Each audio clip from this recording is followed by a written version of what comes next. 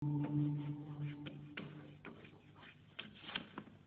word jihad is mentioned in the Quran about 41 times. The words mercy, peace, and compassion are mentioned about 355 times.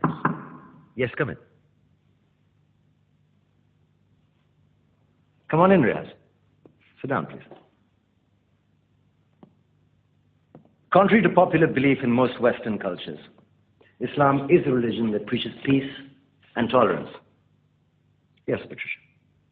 If Islam truly is a religion that preaches peace, then how come the world's most troubled spots, the West Bank, Afghanistan, Pakistan, Iraq, they're all plagued with Islamic terrorism? Well, that depends on your definition of terrorism. Some might argue that the U.S. invasions of countries like Iraq and Afghanistan are also acts of terrorism. Those were acts of war to get rid of despotic regimes. Or a means of getting at a country's oil. Conspiracy theories. Well, May I? Yes, please. Go ahead, Riaz. Mr. Khan is right. I mean, if we're talking about terrorists, the world's biggest terrorists are the white superpowers. Come on now. No, really. Stop and think about it. Explain 9/11. Okay. Do you know how many people died in the Twin Towers strike?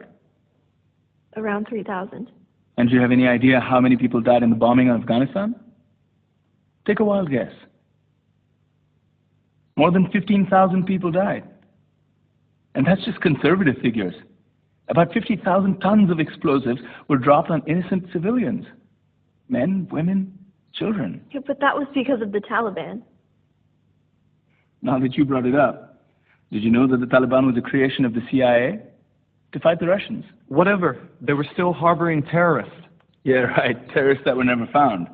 Just like the weapons of mass destruction that were never found in Iraq. Do you want to get into the death toll in Iraq?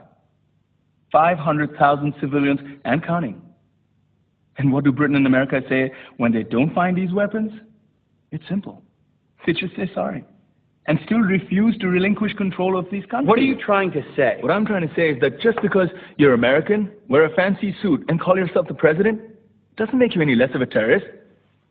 I'm saying that if you don't stop meddling in other people's countries, you will face a backlash. If Muslims like you feel that way, then why don't you get out of our country? We will. As soon as you promise to leave ours.